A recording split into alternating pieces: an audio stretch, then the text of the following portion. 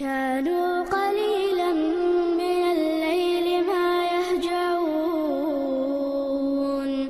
وبالأسحار هم يستغفرون.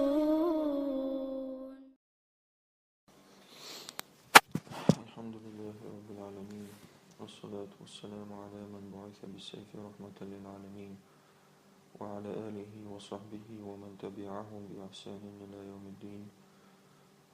رب اشرح لي صدري ويسر لي أمري واحلل عقدة من لساني يفقه قولي.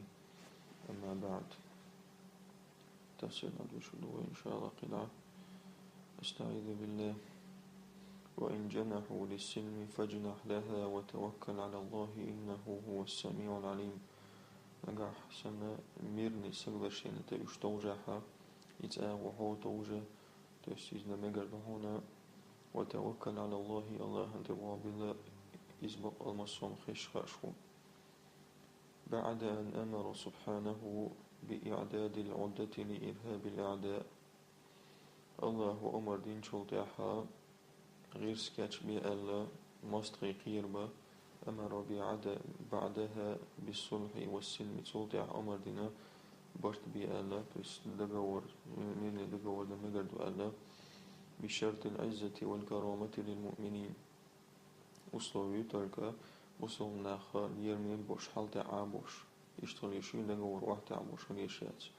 أي وإن مال الأعداء إلى الصلح والمهادنة نجح سنة مستغي من دقور تيش بلحة وطلبوا المصالحة فمل إليها تاري يخشلها إذا قورت تتوج مقدوحنا واجبهم إلى ما طلبوا تار حق ديوخ ربط مقدوحن إن كان فيه مصلحة نجح سن إتسومان قايد بلع بصول شلاخن. وفوض أمرك إلى الله دالت حيبابل واعتمد عليه وحدة تشين تتوجه فإن الله يعصمك من مكرهم. الله لا يروح تيرنيكر ونخا إن ربك يا محمد هو السميع لأقوالهم حدي له محمد غمير شخشو العليم بنياتهم وأحوالهم تير نيتشاء تيهول شدوشو. وهذه الآية صريحة في جواز الصلح والمسالمة. هذا آية يسندو كسنا سدقور يمغريح بشرط أما أسلوبيو بشرط عزة الإسلام والمسلمين وصلنا حالة خلر سيلا خلرت تس إيه أسلوبيو إشتغل بيشكوش. أما الصلح الدنيء المهين أما نسكي دقور وصلنا سيسز بيش دقور الذي يفرض اليوم فردا على العرب والمسلمين تغان تيور وشول دقور إذا عربشنا وصلشنا خنا كالصلح مع إسرائيل في هذه الأيام. نبرمير إسرائيل ثانيين الدقور هالطان يدين وشكاحا نبرمير إشنيقا فهو استسلام إذا وليس بسلم إذ استسلام تيست كالوغر واحتعادو إذا دنينا دقور ياتيس. وهو ذل وهوان إذا سيس ذلو يباه دين الله وعزة المؤمنين إذ الله دين وتيوتشات بصلش تكسيل وتدوش مدات إذا وليس مما تشمله الآية الكريمة وآية دوش تكدات إزباخ.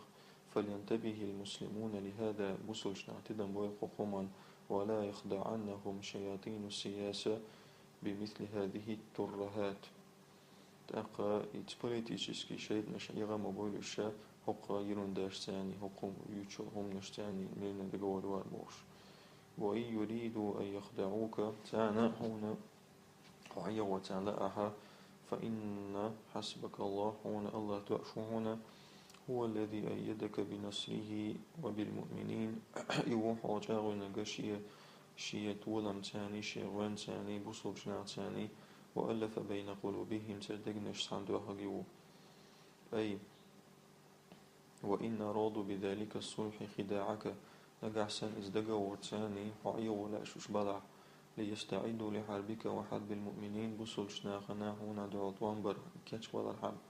فإن الله يكفيك شرهم الله وتيرون الله يروحه وهو حسبك تأروحنا أي كافيك تأروحون فلا تخف منهم تير مقير لأن الله ناصرك ومعزك هو الله هندا شون غدي دقحو أي برغو هو سبحانه الذي قواك وأعانك إيو تنو إذا حو جاوي نجا ونغدي نجا وشد أزرك بالأنصار حبوق جاء بنجو إذناق وشساني وألف وجمع بين قلوبهم سيدين شوش تهجو لو أنفقت ما في الأرض جميعا ما ألفيت بين قلوبهم ودنيا دعمل دلهم أعدوخ عدل سيدين الشخ سيدين الشعبرت والباسر هوجا ولكن الله ألف بينهم أما الله سيدين شوش تهجو إنه عزيز حكيم الله نسبوش مدرو أي لو أنفقت جميع ما في الأرض من أموال الدنيا دعميال دول داخني أعد عدلج ما استطعت أن تؤلف بين قلوبهم سدقنا شوش طول داسرهج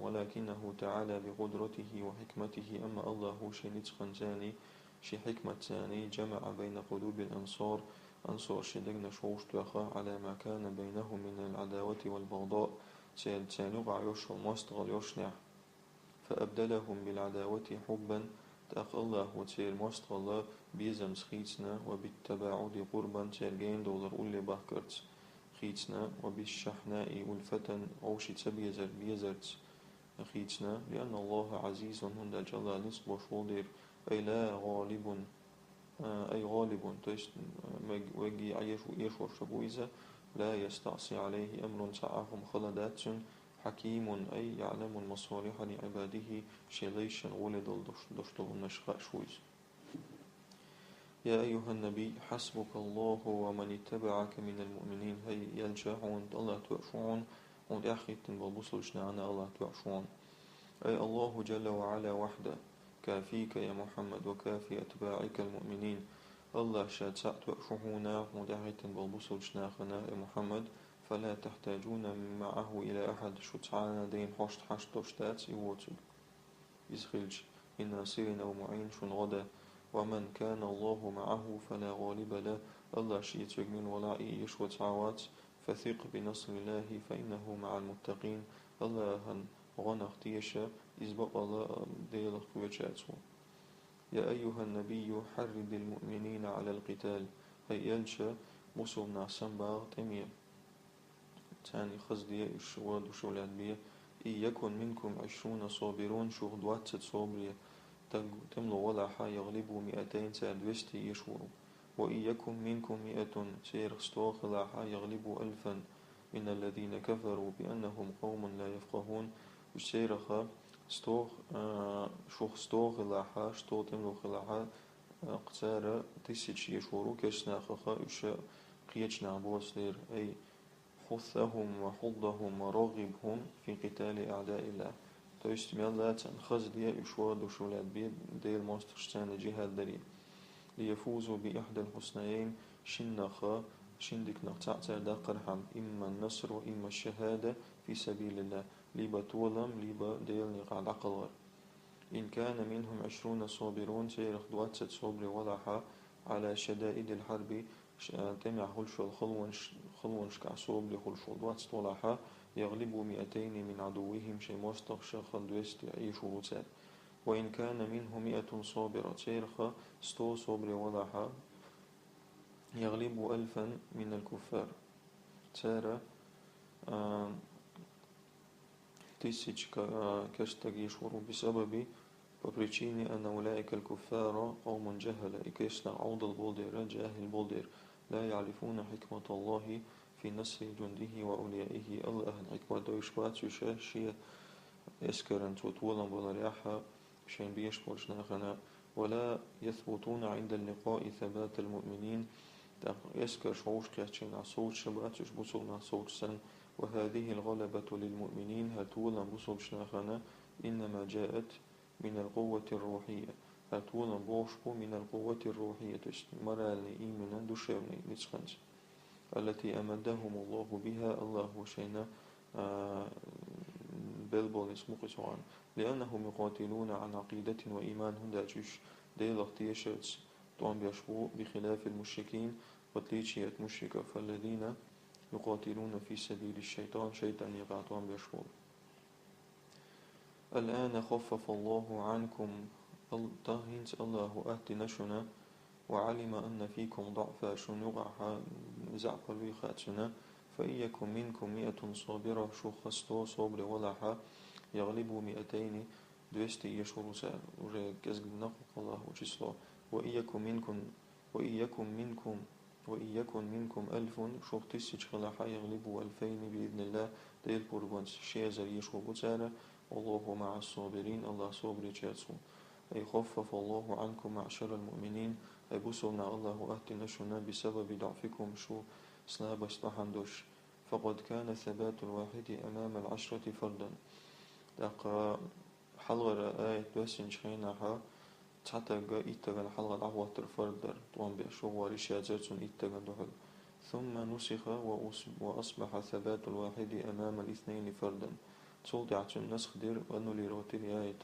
تولدعها خلير تاع شنتغن حلغة عواتر فرد شنتغن دعوة طوان برتاع يقتوى على الفرد خلير روى البخاري عن ابن عباس أنه قال ابن عباس بوغ لما نزلت هالآية دوسين شينا إيكم منكم 20 صابرون يغلبوا 200 بوغ شق ذلك على المسلمين وصل شنا جو خلق الرزا حين فرض عليهم تانا تدلين شينا ألا يفر واحد من 10 اتقطع وتسمجل فجاء التخفيف فقال تعالى دق أهتوا بئر الله وإلر الآن خفف الله عنكم وعلم أن فيكم ضعفا فلما خفف الله عنهم من العدة أي العدد تسكسات الجسلا الله تعالى أهتوا بن شيناحا نقص من الصبر بقدر ما خفف عنهم صبر خاك أزكالرة تان أهتن جنختر تن إساب يومع إشت صبر كأزكالر موضوعس رواه البخاري وقوله سبحانه والله مع الصابرين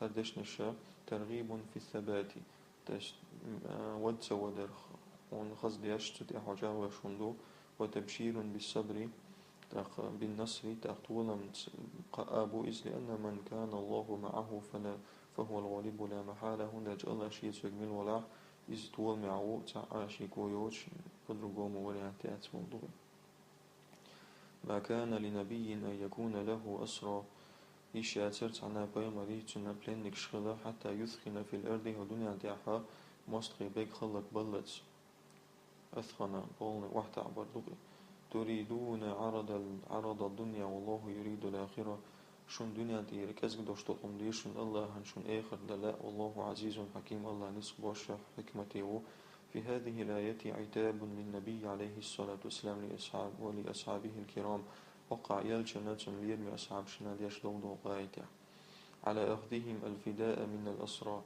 إتسبلنك شكرتارا فداء حية البحندوش تيستويكوب والمعنى معنى لا ينبغي لنبي من الأنبياء تعنى قيمر النجر مدات أن يأخذ الفداء من الأسرى بلنك شكرا فداء حية إلا بعد أن يكثر فيهم القتل والجراح تعنوقع دقنا بيتش دقنا لزيجا تسبون وحت عجابي ويبالغ فيه تسقط جوغا يجباي أريحا سوالت تريدون أيها المؤمنون شن لا هاي بصلناخ بأخذ الفداء حطام الدنيا ومتاعها الزائل الفداء يويكب حية سلسة دنيا دير خمنا شلأشن عند عدين دوشتو دنيا دير نعمة شلأشن والله جل وعلا يريد لكم الباقية الدائمة الله نشنا دائم في الدجلاء وهو الثواب الآخر إذ آخر تعمل يشعل نقرادو بإعزاز الإسلام وقتل أعدائه إسلام للحل إبرتا تنمستغي بيئرتا والله عزيز في ملكه الله نسب وشوش بتشح لها لا يؤخر ولا يغلب وحتى وشوات إيش وشوات ذا حكيم في تدبيره وصنعه شادشتهما جوغا مدر دشويس لولا كتاب من الله سبق الله تعالى دازدن تاع وستنويتن خم داتsa حلغو لمسكم فيما أخذتم عذاب عظيم أش حياتهم بعندوش عازب خلدرشن جو أي لولا حكم من الله سابق من الأزل حلغو خلد الله ودين حكم دات حار من الأزل حلغ دين وهو ألا يعذب المخطئ في اجتهاده إيه حكم دونالش شيء اجتهاد شيء رشي نكرين اعتريحا قالوا عشان عازب لردات سأل وقوا قيتشكي پر تفسير تنوقع لأصابكم في أخذ الفداء من الأسر عذاب عظيم الفداء ويكو سبلانك حيات بحند الشاش ونجو عازب خلدر وإنما أمر تعالى بالإثخان في الأعداء الله هو إثخان هو يزا مواستخشان يألا تسبون وحتعبر لأن غزوة بدر داجي بدر غزوة كانت أولى الغزوات في جهاد المسلمين. وقال حلق غزوة ترئزة بوصلشنا جهاد بوصلشنا جهاد يعني وقال حلق غزوة ترئزة مع أعدائهم تيس بوصلشنا شيء موسسنا جهاد شو قال حلق غزوة ترئزة. فكان ينبغي تأخيل ديك خلدر ترجيح جانب الشدة على جانب الرحمة. حلق شوغل أغو قنهيت من أغو الحلق يقتشغول خلدر ديك خلدر لئلا يدمع الأعداء في حرب المسلمين اتمسشنا بوسوشنا أسطوان بتسلا أرحما ولإضعاف قوتهم وشوكتهم سينتق وعباق أرحما حتى لا يفكروا في غزوهم مرة أخرى سيزغط وانبتسان سلا أرحما. وقد كان رسول الله عليه الصلاة والسلام استشار أصحابه يلشنو سوت الأخير شي أصحاب شكا في أمر 70 من أسرى المشركين يسمس تبلنك حقيقة مشركنا خخول. فأشار عليه عمر بقتلهم عمر سأجبي إليرا لأنهم صناديد الكفر والطغيان من داجي كفر لنا التيراني حلغر نحو إشا. وأشار عليه أبو بكر شينين العائلة بأخذ الفداء منهم وإطلاق سراحهم تاجري ويكب حائية تجدحية تال. فمال قلب النبي الرحيم إلى رأي أبي بكر تاقا يالشان كيد دوغا قنيت من دوغا أبو بكر إنين تدغر. فنزل العتاب للرسول عليه الصلاة والسلام في هذه الآية الكريمة تاق دود إرى يالشانه قليل من آياتها. وجاء في بعض الروايات تعد الآية رواية شكعدينا لو نزل العذاب لما نجا منه غير عمر عازب دوسني حارة عمر وتسعاك الحرير واتر. فكلوا مما غنمتم أشداء داء الشاء كاكترفي حياة ستوشتلهما حلالا طيبا تندش حانل دشا. واتقوا الله إن الله غفور رحيم. الله حقير الله بقلا يشتاشن يتنو. أي كلوا من الغنائم التي ربحتموها من أعدائكم المشركين. أشداء شيء ترفي أشياء خلو شيء مشرك مستخشكرة. فقد أحل الله ذلك لكم الله وشون إسحان لنا فإنها من أطيب المكاسب زاربت كخوغل سنجوئزة لأنها ثمرة جهادكم هند ألشو جهاد استوانبوئزة. وخوفوا ربكم في مخالفة أمره ونهي تأخذها قيرة تودي مدي واشتلهم دعال دولاريحا. فالله غفور لمن تاب رحيم بعباده المؤمنين. الله جشت يشوتو بدنشنا شبسوا با ليشان سقنية ميويز. يا أيها النبي هيدي ليالج قل لمن في أيديكم من الأسرى عآلة حيك شيكوك يلعبوليس بلينك شن عآلة ترقال عحا إن يعلم الله في قلوبكم خيرا الله شكير عن تكنيك الله تسدكنك شو خلع موضوعز الله دولات خاشتويزة يؤتكم خيرا مما أخذ منكم شو حيات شلا ولدك دول دشنا ويغفر لكم يشدي دشن والله غفور رحيم. الله يشدي يشن يتميو. يقول لهؤلاء الأسرى أعاله بلينك شكا الذين وقعوا في الأسر يوم بدر فلان باكن بلان يقبلوا بدر غزوة يعلم الله في قلوبكم صدقا وإخلاصا شو دق شو عبق دق إخلاص تسديل عشان غلر الله نخاءها يعطيكم أفضل مما أخذ منكم من الفداء ولدك دشنا شو حيستلهم الله إزويكوبا. ويمحو أجنك الرقع ويمحو عنكم ما سلف من الذنوب أقا شو خلد الغنو عشان جاتشادي دشن. والله واسع المغفرة الله جشتر جوض شو عظيم الرحمة لمن تاب وأناب شجوز شناق يتنبق بشو.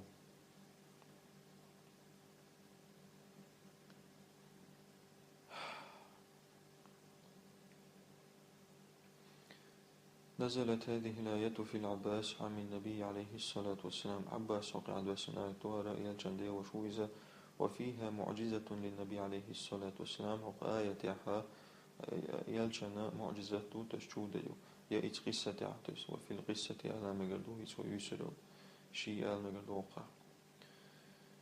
فإن عباس خرج مع كفار مكة كرسنا تارولير لحرب النبي عليه الصلاة والسلام في غزوة بدر يالجن ستومبا بدر غزوة ثم وقع أسيرا ضمن الأسارى تأقيوغا إتبلين نكشسان يوقعها إشتبلين وارز. فقال النبي عليه الصلاة والسلام إرشنا إيلر لأصحابه شي أصحابشك أضعفوا على العباس الفداء. إتعباس ويكو بشوز سوياق أي خذوه منه مضاعفا. وأمره أن يفدي عن ابني أخيه نوفل وعقيل. تأخشي وشي شنك أنتخا إشتا ويكو بلو إلر يلشنوتشن أمر ديرا هرشي ويشي حيث كان قد حثهم على الخروج لحرب النبي عليه الصلاة والسلام في هذه الغزوة هند السوء أرواقين ورئيشي يلشن دعوتوان بأله غازوة. فقال العباس لرسول الله عليه الصلاة والسلام يلشن داخل عباس يلشن إيلر لقد تركتني يا محمد أتكفف الناس ما بقيت. خي محمد ويتق أحسن أخي ساغ بيخشى سوى الدنيا جوعي وشمال وتوس دقي يسوع داخل حدا أخيقا. أي أسألهم المعونة وأستجدي منهم مدة عمري هيتو ألك دقر. توس ناخيقا سو سنيزا يخشى تاقسو ويخشمال وتساقر هم يخشى ويتق أحسن وتقس. فقال له الرسول عليه الصلاة والسلام يشنو داغيلر وأين الذهب الذي تركته عند زوجك أم الفضل مش عدو تاقد دشي أحيزوت شن عدتن دلو. فقال وأي ذهب خد دشي دويس. فقال له المصطفى عليه الصلاة والسلام يلشنو داغيلر إنك قلت لها أحسن قال حيزوت شن إني لا أدري ما يصيبني في وجه هذا سنتغا سيبت هدود سيحت هدود. فإن حدث لي أمر سنتع خلاحا فهذا الذهب يكفيك ولأولادك مدى عمري هدشي تأرحونا حبيشنا يغشمالو اشتاليرا حيزوتشنك ودفنته وأنت وأم الفضل أعا حزوتش ودعادو اللي. فقال له يا ابن أخي عباس يلشنا إلى الخيسة يشي كانت من أخبرك بهذا حديث نحا وكهرا. فقال عليه الصلاة والسلام يلشنا إلى أخبرني به ربي الله ديس نسونا. فقال العباس تأخ عباس إيلر أشهد أنك رسول الله وأنك نبي صادق. أسلوش الله حبق حبيمر وألا يلشن الله حبيمر وألا حبق حبيمر وألا وما كنت يلشو ألا وما كنت أعلم أنك رسول الله قبل اليوم.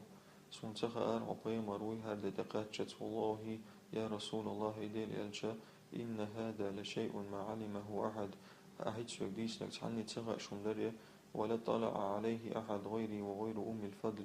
سونا سزوتشن بيتعني غاشوما داتريز. ولقد دفنته في سواد الليل بيس عاجون عدوال درس دشي.